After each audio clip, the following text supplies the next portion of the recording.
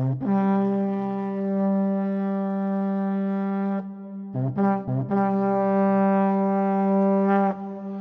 guys, welcome back to another Wolves Community blog. Well, today we got some interesting topics. We're going to be bringing up the server itself, the new playfield, some of the new designs and tweaks we did to some of these planets. We're actually going to explain a few of these things to you guys too.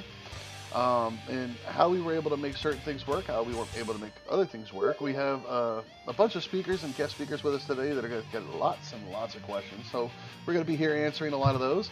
Magic's not going to be here the whole time. He's got to run away and pay his dues for working on the server yesterday and being left alone. Yep. Gonna make the wife happy. But today we got the Sturb Z, What's going on? the inverted cow. I'm out here somewhere. As you know, Magic Slayer's here temporarily. Hello. We have Sponge. Hey. We have Leviticus Valdrin today. Paying tribute to the Necron overlords. We have Natty Ultra. Greetings, friends. And we have Wallenstein. Hello. And the other thing is we are going to be discussing a new game later on. It's coming out soon. And I'm extremely excited about, and I think I've gotten some of these guys a little excited about it too. But we're not even going to bring that up until later. So it's going to be a hot topic. It's going to be a big discussion that we're going to have about that one. Let's just put it this way. I will be actually opening the server for that one as well. Just so we can at least test it out and see if the hype is real enough for us. But let's see. We've got the test server up and running. We've got the planet's all completely finished. There's a few minor things that we're tweaking and fixing here and there due to bugs or a lack of one thing or another that we got these guys testing for us. But what do you guys think so far? What do you think about the homeworlds? Yeah, I'm loving it. Yeah, beautiful. I think they're great, but then again, I made them, so. I hate my homeworld. My only concern is the starting POIs. If you bring in a player who deletes that starting POI or breaks the starter box, that it will render that POI useless for other players, and that the admins will spend a lot of their time regenerating broken POI starters. Yeah. Well, that's something I agree with that. that we need to test out, though. It doesn't. Maybe it spawns a new one in. We should actually test that out today. When you guys take one of those bases, tear it down to nothing, and then we'll have somebody else join back in and see if it just spawns in a new one. It doesn't. They spawn into the wreckage, but what I do is I'll just type in regenerate and then the base number, and it just pops back into existence. So it's really not that big of a deal, but if somebody, I mean, the one thing is we want to make sure people don't just scrap the starting base. If you're going to do anything to it, you can expand on it, you can build it, but don't just tear it down to tear it down. You know, that's one of the things that we're going to have to add to the rules. Well, actually, it's going to be added to the rules, but the way it's going to work is you got to remember these homeworlds are your civilization. This is your backbone of your entire faction, not just yourself. So you're going to want to expand on it. You want to make it grow. You're going to turn that into your central part of your city, where everybody that joins your faction is going to be. So make it the most beautiful location of your city that you're building on your homeworld there for everyone to enjoy. When they come in, they're going to be like, "Wow, I can't believe you guys did this," kind of thing. Dude, my home base is on a swamp. What do you want me to do with this? Well, make it feel like a dirty pirate. A dirty pirate den. There you go. Do you know how to play Make the it the banjo? home of the swamp monsters. Come on. Yeah, it'll be it is fine. the home of the swamp monsters. Like all the walkways are lashed together to each building. Now, on that topic, actually, we're going to be building on the military police side. We're going to actually have 5 different cities on our planet. One for each mining node and one for the spawn point, and each one of them is going to be connected by a subway system, an underground subway system. So that's going to be pretty cool.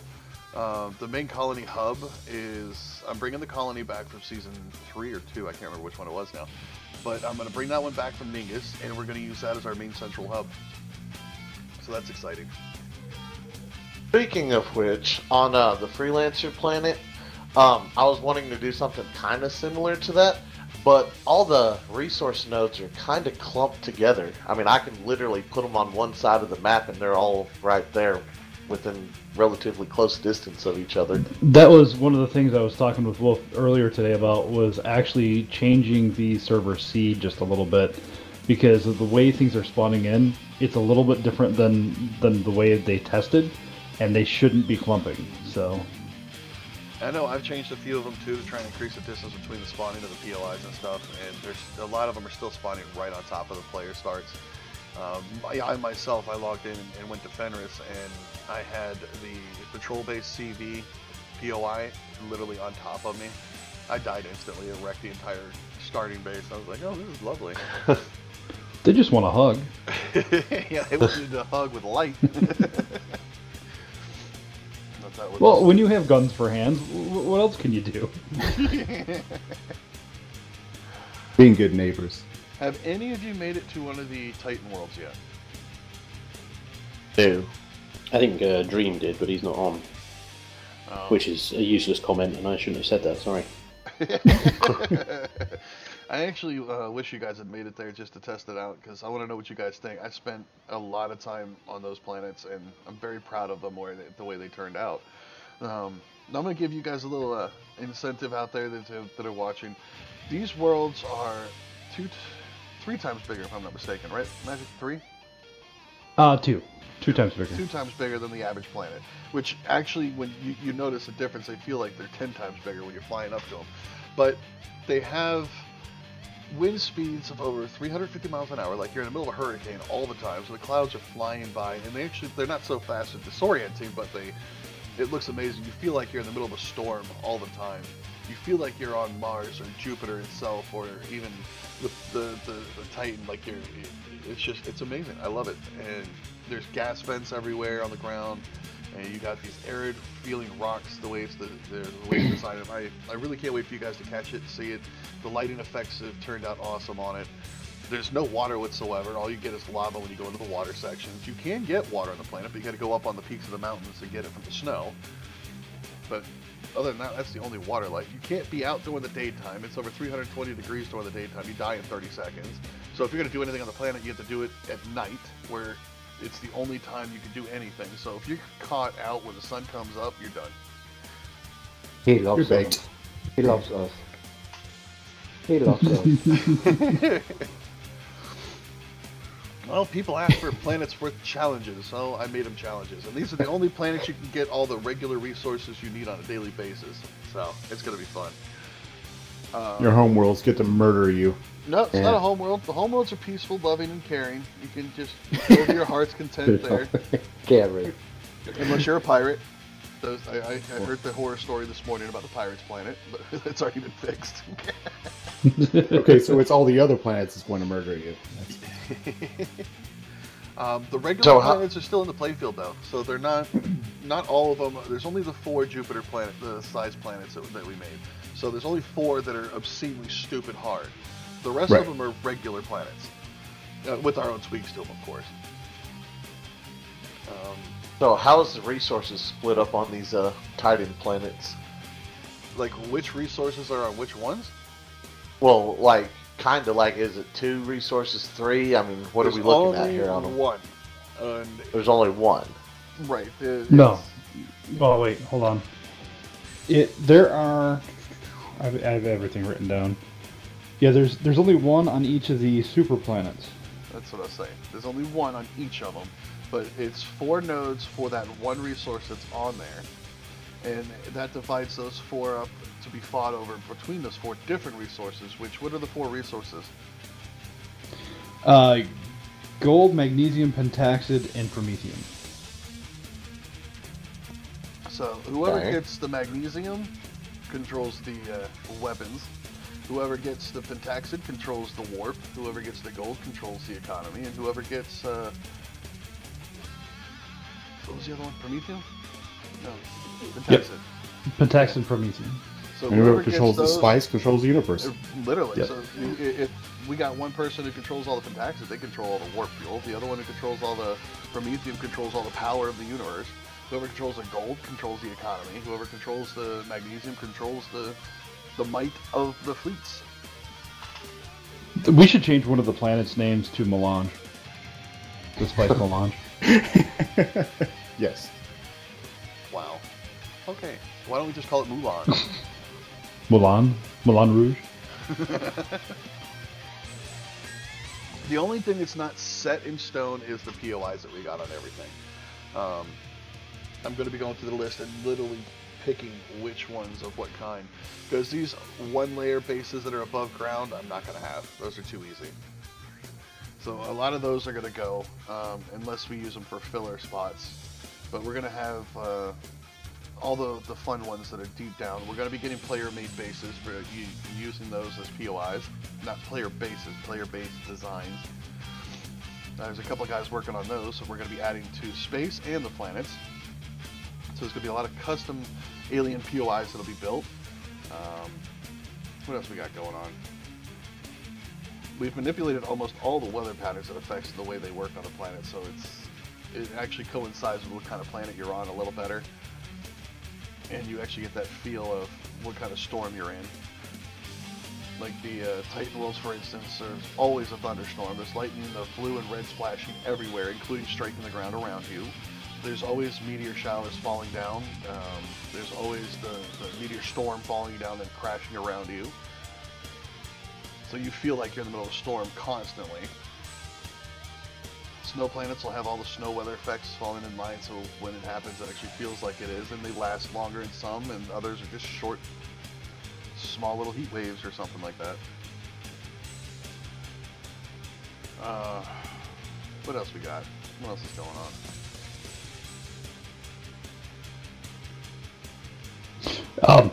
For those watching the live stream right now, this is a little sneak peek of Shard. I'm not going to show you too much, though. It's a green ball of gas. Now, Shard is the pirate's world, isn't it? Yep. So you're getting to see the pirate's life.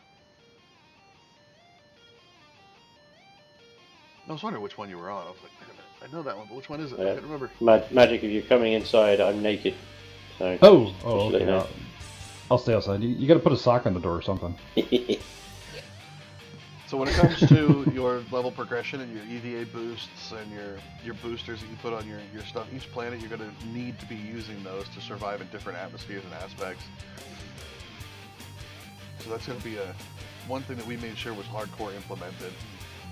So depending on what planets you're on outside of your homeworld, you're going to have to be very picky about what you've got. You're always going to have to be able to change your gear out to match what planet you're working on.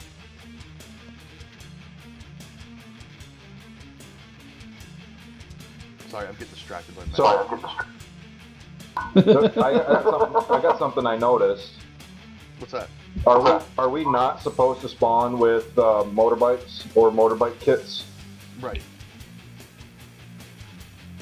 I took those off of the starting list just because you can craft them. I mean, they're 100% craftable. Honestly, it's I almost wanted to start everyone off naked, just throw you off in the world, but with the new game mechanics, it doesn't quite work that way. Well, the way we went with it is we want it back to its original glory of survival. So we put you back with the bare minimum of what you would have gotten all the way up until 4.4, or that's where I think they changed it, or before that. He loves us. Yeah, we still have a few bugs in there, though. You're starting with oxygen containers and stuff like that you shouldn't have. Right. Like an entire station. Yeah, we gotta work on that. We're still nitpicking on what we're having, what we're not having.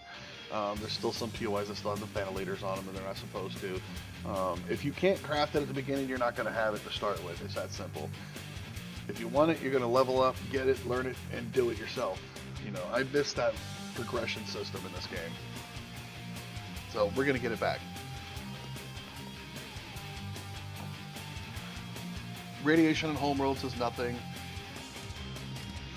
2.2 is what he's suffering right now, apparently. I'm not entirely sure why, unless that's biome set. Oh yeah, it is, because I'm in the swamp. That's right. Never mind. Okay. Because I think I got 0.2 and I'm on the Mercs world, and it's I think that's what we have. It's not even enough that your armor even acknowledges it. Right. We want the homeworlds to be normal, like living on your Earth as much as possible, and only be affected by the environment around you. Like So, go ahead. is there only one spawn base on each of the starter planets then? Yes. Yes. So, okay. That's where you're going to want to start your central part of your city, because that's where everyone's going to start and spawn in. So that's where your homeworld city, or your lobby, I guess you can call it, for your factions, if anyone joining your faction is going to be. I can't stop watching Magic playing right now.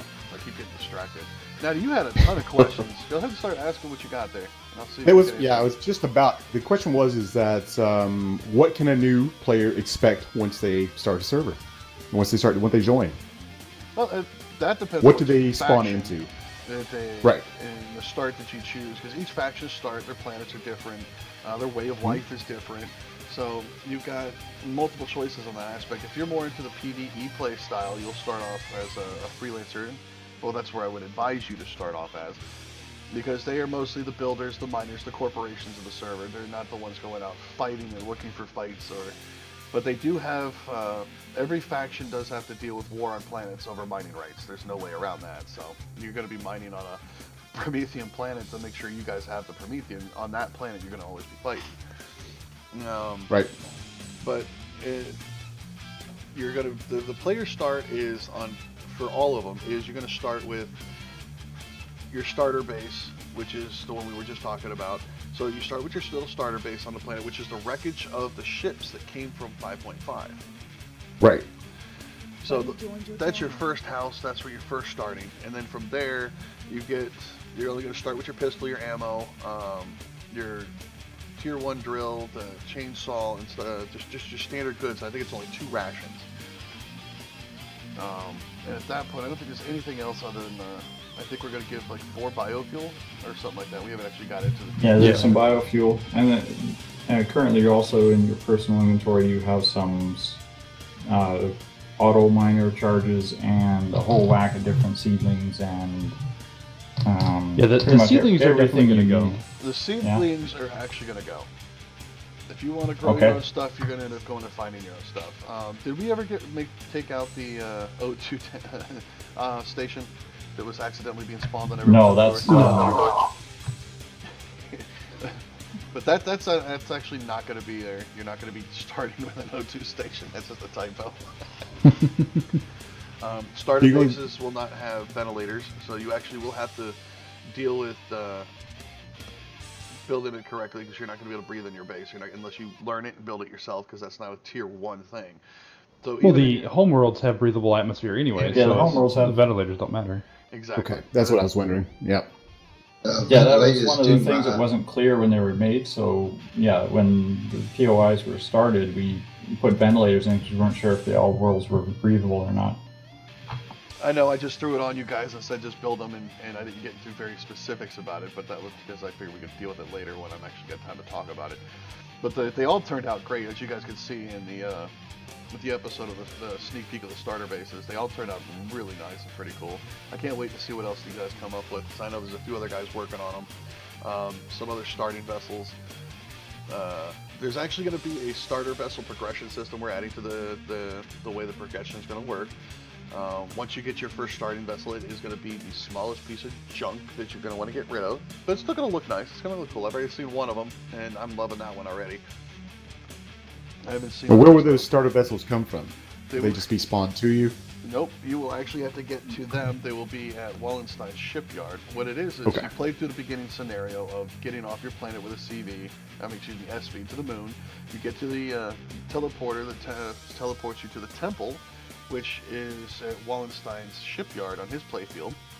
And from there you go and you just grab your starter vessel, which one you pick out of the 5 or whatever pieces of Gulsa junk that's going to be sitting there, and you go off. And then you're going to want to get a bigger ship in one way or another. So you're either going to start mining gold immediately to get more money to get into a better ship that has stuff that you can't build yourself yet, or you're going to get stuck with what you have and keep just using that one. So there's actually the 5 from the showcases we did for the vessels. You can still get those, but you have to pay for them. So you got 2 choices. suffer through the game in the progression system of not being able to do it, or mine gold as quickly as you can, make money, and go buy the upgraded versions of ships that you can't even build. Because they have more cargo space, they have everything you need to survive to begin with. Otherwise, you're going to be kind of out of luck if you come across someone else who has another ship, and it's going to be an interesting fight. Now, what will every faction's homeworld in way of resources, what would those be? Will they be the same across the board, or will they be missing a few here? Someone else will have that? The homeworlds across the board are exactly the same resource-wise. It's just iron. Okay. Everybody starts off, there's plenty of iron for all the factions. Nobody has to worry about iron. There are no magnesium or anything like that. The only way to get magnesium is to literally go fight over it on one of the Jupiter Titan worlds that we built. Or because I'm getting lots of magnesium from mining rocks. I'm getting all kinds of stuff. Yes, you can get so them I don't know from if that's, yes, I didn't know if that's intended or overlooked. It is. But if you want mass quantities of magnesium, there's only... Well, is it in the asteroid fields? It will be in the asteroid fields around the sun, the ring only. Now you got to remember, these asteroids are only going to respond like once a week, and they're not going to respond on the same interval as each other. So let's say you mined out the one magnesium node that's there now. It will not come back until next week, at the same time that you started the countdown when you started mining it. So all these asteroids in the asteroid fields will be responding, regenerating at different times every 7 days is what we're going to be setting them at. So you can't rely on it, but you can get it. So technically speaking, every week there will be 4 magnesium asteroids that people can go fight over and mine to get the magnesium they want, if they're not already trying to get it off of the planet and using their mining rights to get it in mass quantities. Right. So, but every one of the starting worlds will have just what you need to where you can obviously survive, build a small vessel, get to the moon, and then get teleported to Wallenstein's world, right? That's it. And then you're off on your own in the galaxy doing your own thing. Like we Got you. That's what I was trying to, That goes back to how things started in 5.5, except for now, you got the survival aspect at the beginning of the game again to get to that point, to where you're playing like we did in 5.5 when you started with your CV. Right. Okay. Cool. It is possible to do. Actually, Dream, since you're here, I heard you actually made it to one of the Jupiter-sized Titan planets I designed. What'd you think? Yes, it's very, very hostile. Yeah, not a nice place to be. What do you think? Like, overall, does it feel like you're on this gas giant? It feels like I'm in a very, very dangerous, dark, horrible world. Good, I did my job. So yeah, it works. I wouldn't want to be on there during the day, as it were, too often. It gets very hot. So yeah, no, it was the atmosphere that you created is awesome. It's, you know, lightning, fog, and radiation clouds, and all sorts of nasties, and the geysers look quite cool. But yeah, it just looks really horrible. You know, you don't want to be there too long. Drop an auto miner and run. My advice. Well, I'm alive. The bad part about that is if you just drop an auto miner and run, then you got something else. Whoa. Wow. What was that, Dream? Yes, I'm listening. That, I'm afraid, was one of our boys going across a bit bloody close. We'll just leave it at that, shall we? Well, see, no, I don't live next to a runway. The whole thing about the Titan planets is those are the main resources. So you go down there and you're mining promethium, and you drop an auto miner. Another person comes down, they start mining. They can come and just destroy yours if you don't have defenses put up and just take that one for themselves. But you got to remember the way that the rules are stated, so you guys out there know, is you can't mine on a planet that you don't have a mining facility built on. Which means you have to, there's only 4 deposits on every planet, and that's how it's like, what are they called when you're playing strategy games? Points of interest, those things, what are they called? Takeover points? I can't even think off the top of my head now. Yeah, that was Yeah. But you have to have at least one node with a base on it in order to be able to put down your auto miner on that one node and be able to go around the planet and mine the asteroids that are all over falling down. Ooh, Is there a set size for the base that needs to be there? It can't be small. Minimum, Well- just a rough ballpark figure, Disturbed. You're looking at about 30 by 30 by 30 minimum. Basically, That's yeah. combat cubes. We will, Something that encompasses the entire node. Right. We will be having a specific size and stuff like that for a minimum that you can build. It's just we haven't done it yet. It will be in the rules. The smallest you can build is a 30 by 30 for sure. It's not going to be any smaller than that. Because you have to be able to park your hover vessel inside. You have to have a landing pad for your small vessels. Because you're going to be transporting goods, you have to have a landing pad in order to pick up the goods and take them into space. CDs will not be allowed on the planet except to drop off tanks and things like that. The way the gravity is set up on the planet right now is if you fly down on your CD, it's going to cost you an entire tank of gas to get back off that planet. Okay, now you said it's a 30 by 30. Now, what if I wanted to do different shape of buildings that equaled that? Would that be cool? You can go as big as you want. The point is you want big. You want big, you want protected. There's no turret limits on planes. Right. I just didn't want to have a box. No boxes allowed. You're okay, well that's... I would... You know that how much that would bother you need me. to get some. Yeah, I know. That's why I said everyone was like a 30 by 30, and I was like, well, I don't want a square box. You know, that's why I was like, change up the shapes to equal a 30 by 30. How about one that looks like one of those civilian settlements, where there's a lot of open spaces, but there's individual buildings that constitute one base? Which is fine too, as long as it's not just this little tiny building. That's all that matters. And it's not. Essentially what you're saying is you need a sufficient size base to protect what it is that you're trying to claim and resource. Yeah, exactly. You are after all it can look mining whatever it, way you processing it, and defending it. You got to remember these things that you're building to hold these planets. It's also your processing facility. This is your mining base. So you're going to want to have to be above ground? Yes, because you can't dig the nodes. You dig the nodes, I reset the planet, you lose everything. Well, I was saying, can we dig down under the nodes? You can't build your base underground, but you can build in the ground. That's fine. As long as the moment somebody mines out a deposit of any kind and it drops below 90% for any reason, I will wipe that planet. Right.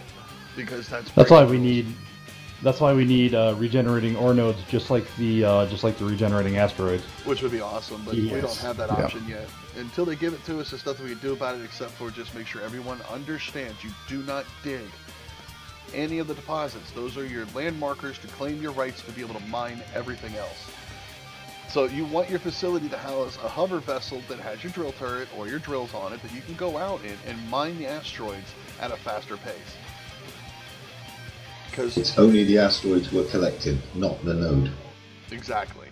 The nodes just give you the rights to be able to auto mine. Everything else you do by hand. So you're going to be auto mining. You can have 4 auto miners. It doesn't matter. But you got your auto miners down. You've got your forges, which are mandatory. You have to use forges on your mining facilities to process your iron. So you got to make an industrial base of some kind in order to produce your industry. And then you want to build around that your defenses and everything else, whatever it be, a wall or just towers with guns on them, it doesn't matter. But you want your stuff protected, because anyone else who lands on that planet, I'm telling you right now, as the military police, we're going straight for that Prometheum. we're going straight for it, and anyone that's on that planet, we're going to be fighting you to keep you off that planet so we can keep the rights for ourselves. Right. So if you just built this little rinky-dinky base and call it a mining facility, you're not going to survive. Which is why I had asked if it could be underground to make it harder on you. No, you can't have the entire facility underground. Well, no, but I mean, you said the facility has to be completely wiped out, correct? I mean, I was thinking above ground section and an underground section, as long as I stay off of the node. You don't have to destroy the entire base. You just have to be able to take out the people, their vehicles, and then get in and replace their core. You can claim it for yourself. Right. I mean, all you gotta do is take it over or destroy it one way or the other. It doesn't matter. There is an assumed progression with mining facilities as well, though, because if it's your first facility, it's not like you're going to have the resources to build a massive a wall around it and put loads of guns on it. Right. You got to upgrade them. Exactly. It's like you said, a progression system. So your first part of your base is literally going to be your hangar bay. If you think about it, because you need to be able to get in and out of your hover vessel without dying during the daytime. So you need a hangar bay. Yeah. Then you'll make a storage bay, and then on the storage bay, after that, you'll build the forge room where you can actually start processing your ores. And then maybe on top of that is where you put your landing pad for your small vessel. But you're not going to put your hangar bay in underground because you have to build on top of the node anyways in order to claim it. So no matter what, your base is going to be above ground.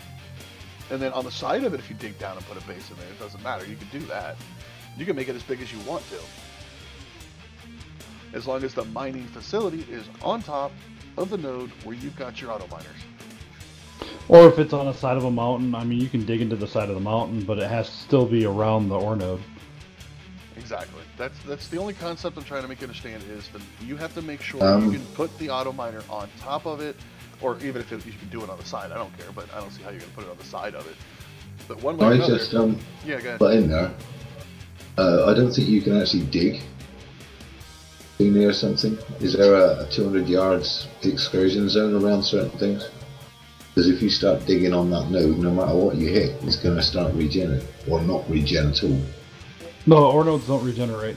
You're thinking of POIs. You can't in a regenerating POI. You cannot dig. Right, yeah. My apologies. It's only because they can't regenerate the ground underneath, but they can regen the structures that are in the blueprint. So. Right. Okay. Thought there was something there to do with that, but I wasn't sure which way it was running. Yeah, I thought the same thing. If they ran the ore nodes under a blueprint system, then they could regenerate the ore nodes, but because it's not, I think that's what's actually holding them up from having the ore itself regenerate. Unlike the asteroids are all blueprints, so they can regenerate. I'll be right back.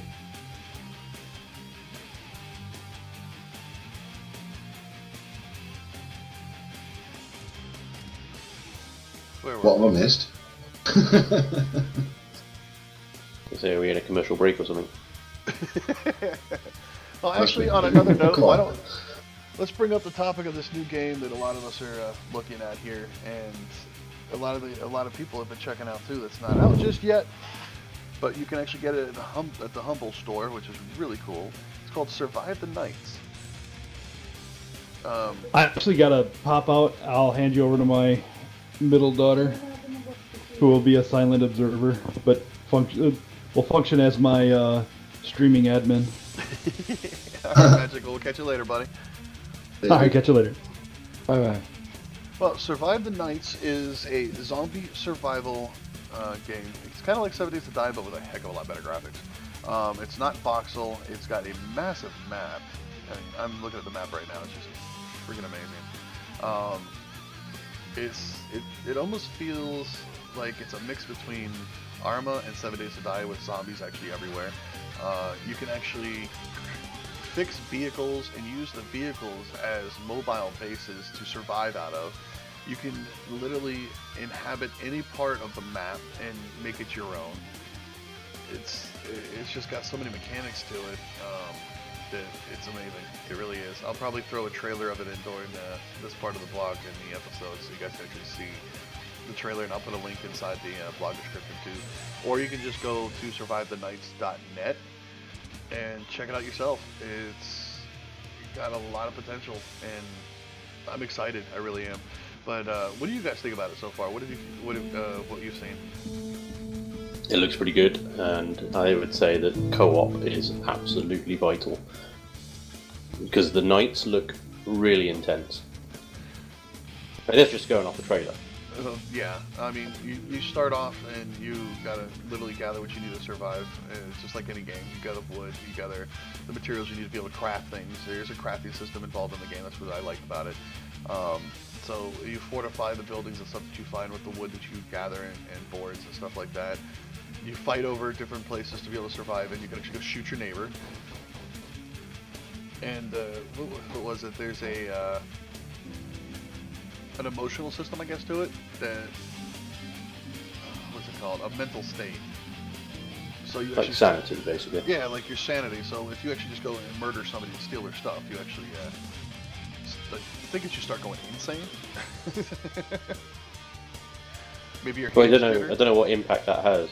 I don't either. That's what I'm excited to find out. Yeah. Maybe it gives you like a bloodlust, and then you have to keep killing in order to satisfy that urge. That could be a unique feature. But the cool thing is I like the fact that you can repair vehicles and actually use them. You can't do that in 7 Days to Die. You can get a moped. Yeah. I mean, that's one of the mechanics that I'm actually going to enjoy trying to play with, is getting the parts to fix vehicles and use vehicles to survive in. The weather system's real. You have all the seasons, so each season is very determined on whether you're going to be hunting in it or just hiding away trying to survive during winter. So hunting during the summer times in spring is vital to stay alive during the winter times, it seems like. And there's a degradation system on the weapons and everything. So you have to keep everything in constant repair.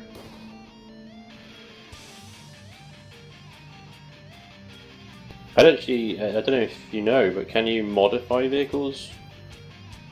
Or just repair them? I have no idea. Because it'd be really cool to get like an RV and then just kit it out with armor and spikes and just go mowing some zombies down. That would be awesome. That would be so cool. I mean, all the survival aspects of 7 Days to Die are in it. The drinking, you gotta drink, you've gotta boil your water to make sure it's safe. You know, food spoils, you actually get electricity, and you can put lights in the existing electrical systems. They are making it looks good. But what I like is that you can actually use the shelves. You pick the item up and you can actually place them in the world where you want them. It's not just in a chest. There is a chest system. You have a chest, you can put stuff in chests, but you can also just put them on the shelf so you have easy access to them when you need them. Some of these trap systems look amazing.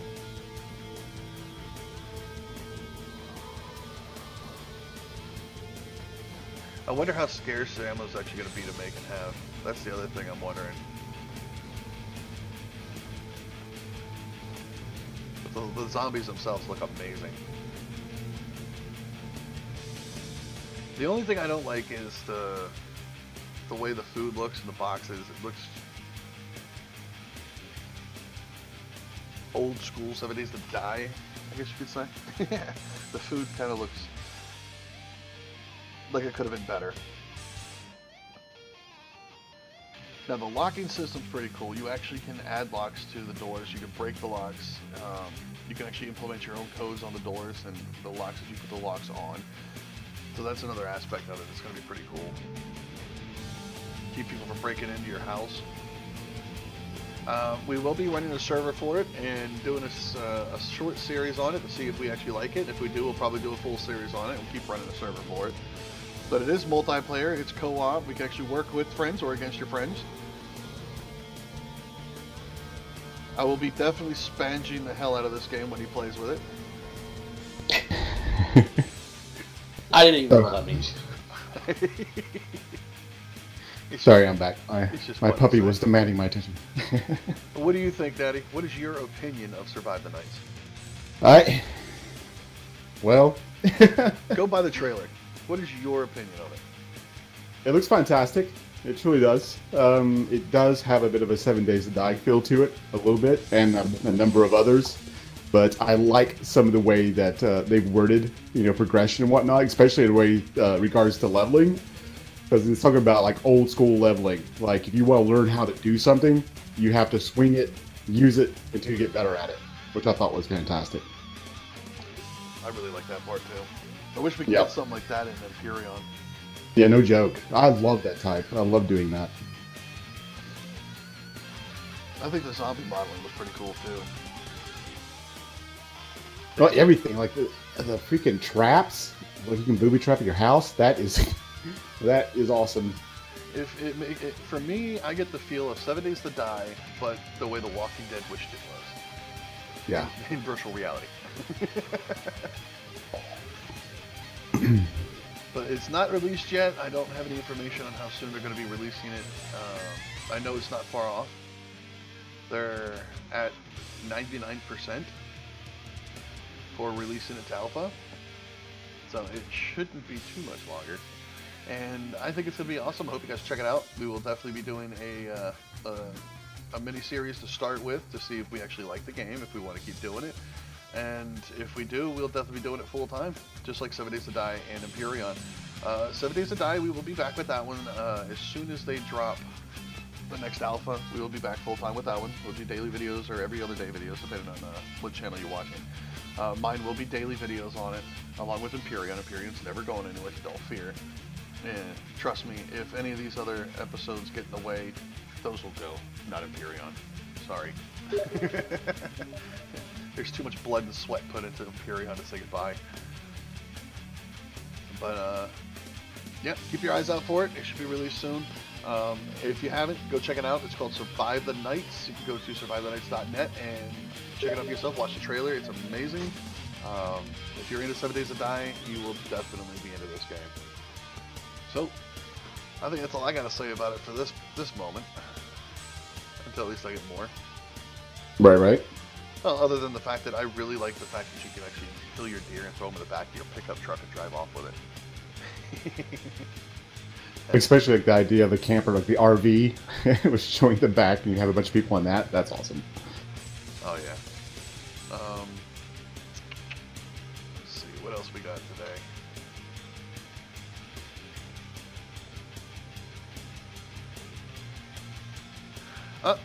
I just got a message to see when it might be happening. We might actually be releasing the House of Pandemonium Assault soon. I'm trying to set it up so we can have it live streamed on Haladmir's channel. So keep your eyes out for that. It'll be a very epic event when we take this thing on for the first time. Yeah, it's gonna hurt a lot. I just know it.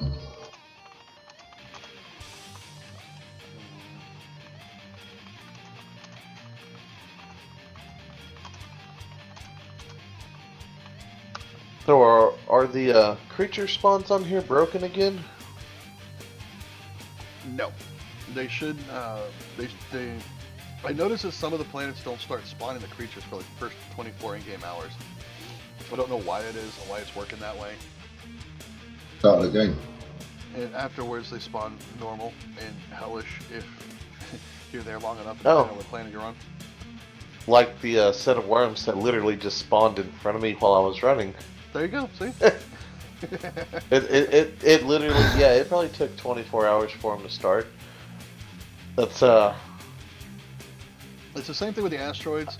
The first person that goes to one of the planets, they won't start falling for the first 24 hours while they're there, and then they start falling just fine. So don't fret. I know if it doesn't fall until the first 24 hours in-game, and that's game time, not real life time. So yes, it's not a bug. It actually does you just have to wait for the 24-hour period to pass before they start falling down.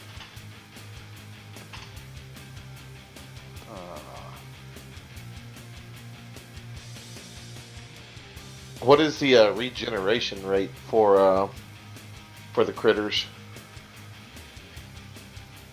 Because like last night we were playing and it seemed like I wiped out all the rock golems and I had to wait like several in-game days before I ever saw anything else reappear.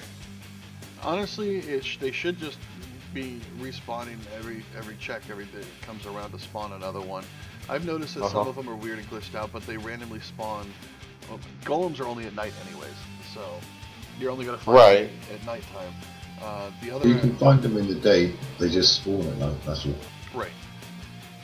They don't come down onto the plains unless there's too many up on the hills. Now, the one thing I've noticed is that, because we have it set up so there's different critters in the different zones, sometimes they like replace with a different critter. Instead of the critter that's like the rock golems, there's rock golems, raptors, plant monsters, or whatever. It randomly will spawn like 2 of them, but then it'll leave the rock golems out for some reason. I don't know why that is though. So that one. Yeah, we had that last night when all the rock golems were gone. It seemed like a ton of those death worms spawned in their place, and it was odd. Right, but it's the mechanics of the game. There's nothing I can do about that at this point, other than make sure that there are spawn points. But It can happen to the point where, like I said, you'll get 2 of them, but 1 of them won't spawn. And then the next night, it'll be the same thing, and the next night, then it'll just be all rock golems. No, it's just... It's random. Yeah. Now, on the topic of earlier, somebody brought up the whole seed things. No, you will not be starting with seeds. You'll have to actually go and get them. Now, I don't know if we're going to leave them or we're going to take them away, but at this point, I think we might actually have maybe 1 village spawn on the homeworlds so you can get those seeds, or we might leave it so you actually have to go gather them from the planets. Excuse me. I haven't made the final decision on that one yet. But what are your guys' opinions on that? Should we actually have to go get them from their native planets? If we want that native seed? My thing is are all of them native to some planet? I don't think they're all native. I think like tomatoes and whatnot, you can't find naturally. Nope. Right. So those ones, I would say either you buy or get as loot, but that doesn't make any sense, really, if you get them as loot. So I'd say you have to buy those, but anything that's natural that you can go pick, I would say you should not get automatically, because you can just go get it and make your own seeds. I stand on that too, myself. What about the rest of you? That is good. Yeah. Difficult, but yeah. I kind of like it, but at the same time, I would like to ask, is there any way you can put them in a cargo container inside one of the POIs? Yeah, like one of the aggressive ones to where you have to fight it? They already are. Or... You can already get them on the POIs. Okay. Because I was going to say, if it's guaranteed, then, you know, that'd be the way I'd go. I'd just go bust a POI open and fight them. Eventually you find them in the POIs. I've found them in the POIs. If they're not, I'll double check. But yeah, you would, if we went that route, you would have to either buy them, or you could find them randomly in POIs, but they're very scarce if you find them. So it could be, you could hit 10 POIs, and then you only get 1 seed. If you hit the research outpost betas, you pretty much guarantee a full set of seeds. We're getting rid of all those civilian pieces of laziness. No, even on the home worlds, they're okay. Just to update some info here. Rock golems spawn in the daytime. Well, we did change some of them, so they should. The desert golems should spawn around the clock. Yeah, that's what I'm fighting. The snow golems, I think, are only at night. Yep. That way they don't conflict too much with the other ones. So you should be able to get the regular desert golems anytime. The snow golems, the white ones, you should only get at night on certain planets. Uh-huh. Yep, I've encountered these. I got them. There seems to be a big bug with Shard at the moment in terms of temperatures. How so? So if I've got my suit on, which has a temperature tolerance, I should say, of 25 degrees, minus 25, it's minus 5 out. But if I leave the shelter with my suit on, helmet on, my temperature instantly drops to minus 5, and I'm freezing. Because outside's not going to be the same as your base, or whatever you're in. No, I know that, but my suit should be protecting me, is what I'm saying. Because it has a temperature tolerance of minus 25 degrees. So minus 5, it shouldn't be bothering the suit. No. So you stood near the base. Is your degradation gone? No, the suit's fine. It's not degraded at all. Are you stood near your base, Sponge? Yes. Is it just outside the door by any chance? Well, that doesn't seem to matter. Just outside the door, on the ground in front, 20 meters Is there away. a weather effect? It happened when I went up the mountain. It was fine, and then obviously you go up the mountain and the temperature drops. Went down to minus 11, and then all of a sudden I was freezing, and I died. Let me ask you, is there a weather effect on? It was clear skies. Yeah. Weird. I mean, even so, a weather effect. If the temperature is within the suit tolerance, it shouldn't instantly drop your temperature down. You should be absolutely fine. It does appear to be a bug. Make sure you put that on the bugs list. Indeed. I'll see if there's anything I can do about that one, but that doesn't sound like anything we can mess with. That sounds like it's the hard-encoded. I think it might be a game bug. We can fix a lot of things, but we aren't God. We're not the developers.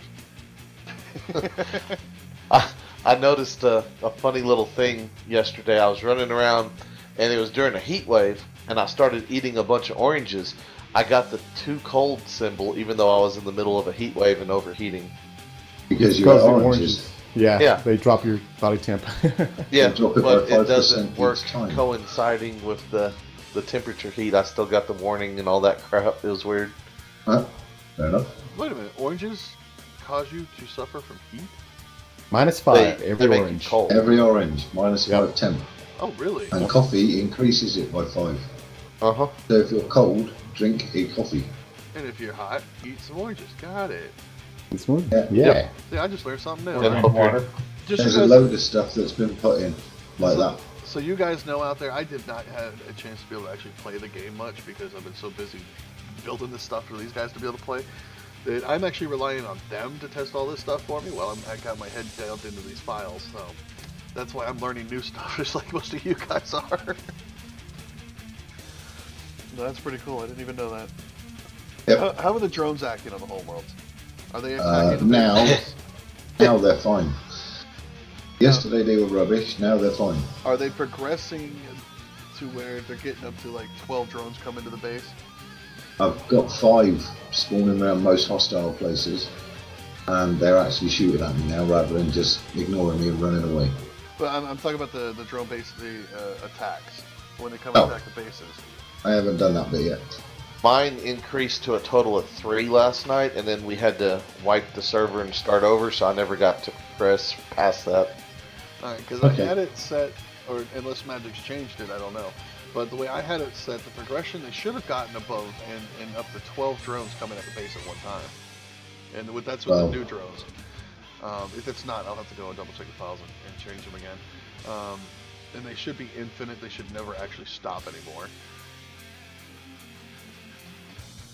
Easy way of finding out. I'll go and have a look and see if I can build a base pretty quick.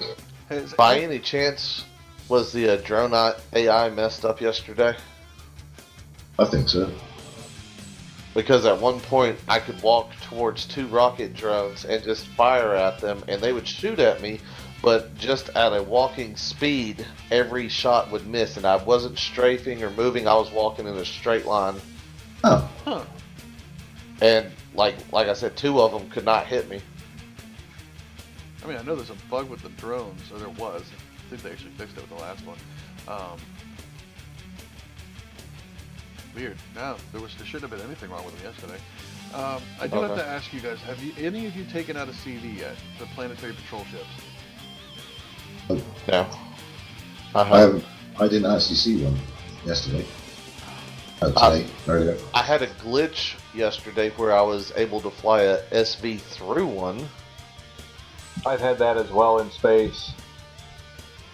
And then you can never, if you, like I was doing a carrier and I flew my SV into the carrier, like into the belly where you park, and then I popped the core, and then you can't get your ship out because it says there's a non-docked ship in your ship and you can't, and movement is not allowed. That whole bug, if anybody's come across that, I've done it most times. Yeah, that's new to me. And you can't do anything to the SV or the CV either, because you just walk right through it as if you're in God mode. Huh. I'm going to have to test that one for sure, because I use those, the carriers, as a headache for you guys when you're in the asteroid fields. Each asteroid field has 8 carriers flying around deploying drones, along with the 200 drones flying around everywhere. I have a quick word with you about that. I popped over to see Wally's area earlier, and now I understood what Wally was on about yesterday. Yeah, there was like hundreds of drones everywhere. Yeah, carriers and the freighters, they were spawning all over the place. There was a few POIs, but you couldn't get to where Wally was at all. Once you kill him, it's fine. Doesn't matter. Yeah. I think we might have to keep an eye on it then. Yeah. But the way I got it set up for Wally's is once he destroys them, he'll have a few things here and there respawn and come to attack his base every now and again. So once you clear it out, the first thing you do is just clear it all out, kill everything, boom, gone, and then just let the respawn timer take over from there, and then he'll have minor little attacks here and there, kind of thing, just so he doesn't get bored. But the initial way I had to set it up is they have to be there to begin with, in order for it to set up an appropriate counter. So now all he has to do is literally just start killing them, and then the respawn counters will make it so he'll have 2 patrols of the drones here or there out in the asteroids, and then maybe a carrier will fly past his base every now and again, and then he has something to play with. Mm-hmm. Yeah, okay. Well, I'm just going by what I saw earlier. And it's a nightmare. It was terrible. Utterly terrible.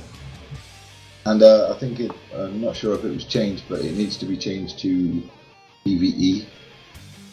Right. I got that on the list. I haven't checked it yet. Okay, buddy. Yep, I did get the list. Thank you very much. You did a great job on your bug list, and I'm actually going to go write down that list when we're done here today. No worries. But yeah, any of you guys that find bugs or anything on the server that aren't able to be here to talk to me or Magic physically, on the bugs list on 6.0 for our map, all you gotta do is literally just list the bug. There's no discussion, there will be no responses. It's a list for me and Magic to go down and fix or check to see if it needs to be fixed. We're not going to reply and say we fixed this or that, and we'll update you in the blogs and stuff if we fix things. But it's literally just our list of what we need to work on. So that way we can get this done quickly. So if you come across something, just post it in there. Let's say you're always constantly falling through the world on the planet Fenris, on the home world. Just put in there, falling through the world on Fenris repeatedly, and then we'll check it out. It's that simple. That is so cool. Kyrie is using a chainsaw to fight a drone.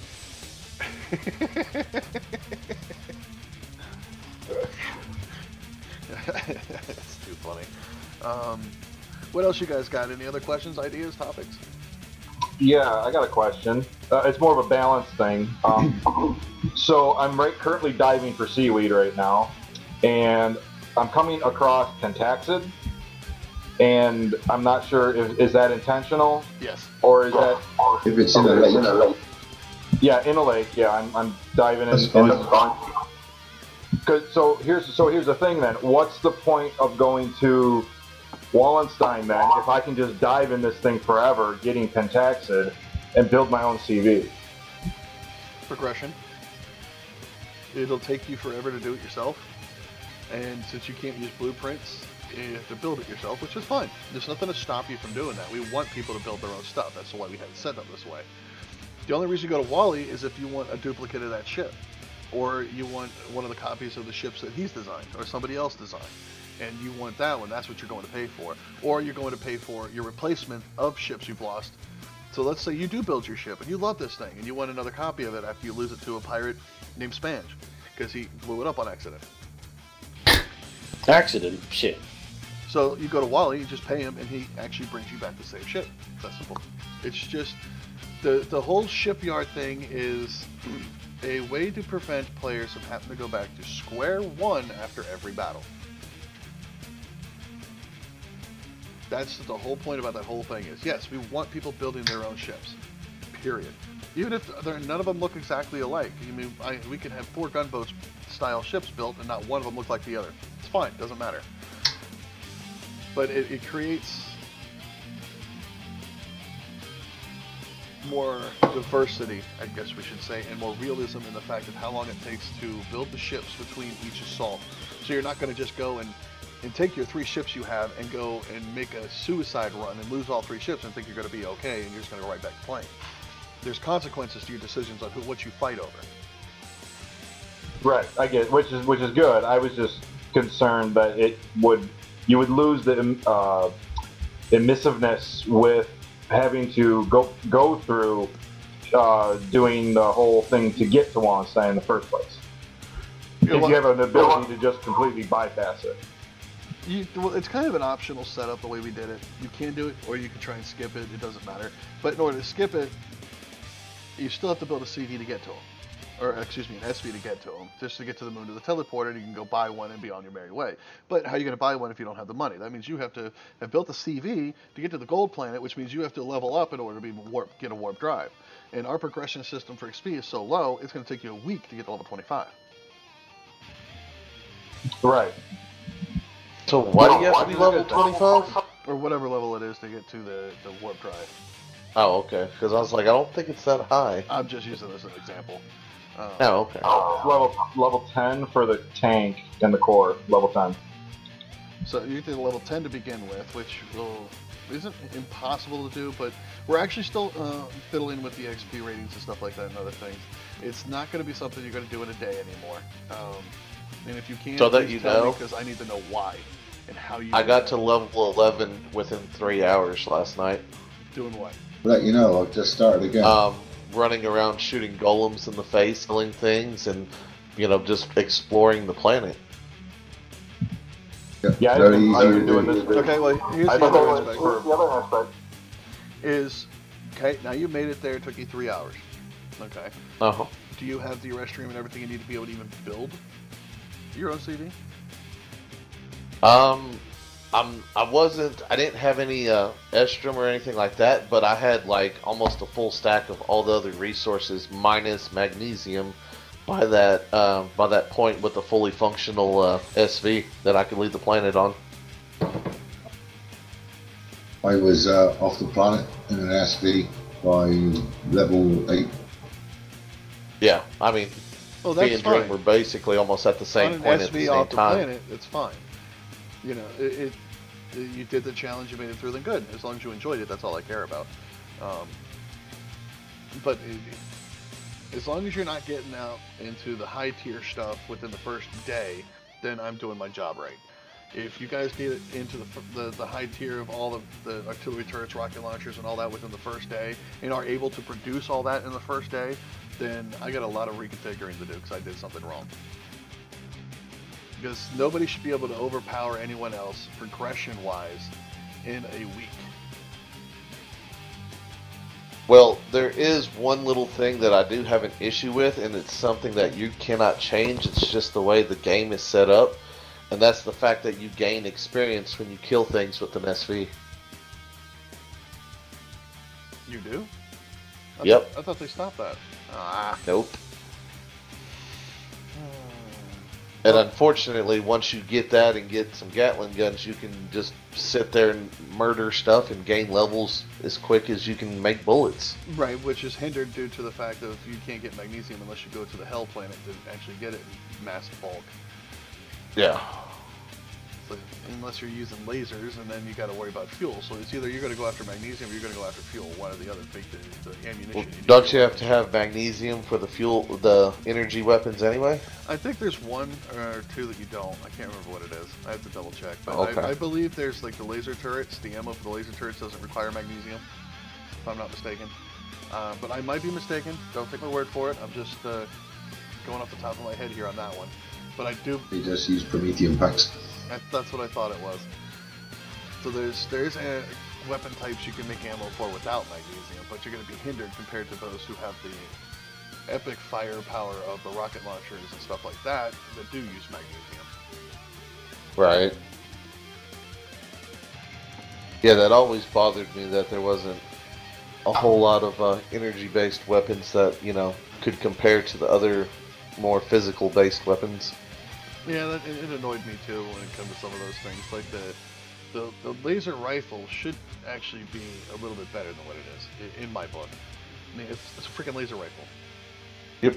It should be able to shoot through like trees and things. It's a heat-based weapon. It's a laser. But no. But anyways. Well, guys, I think that's all we got for today. It's been a little over an hour now.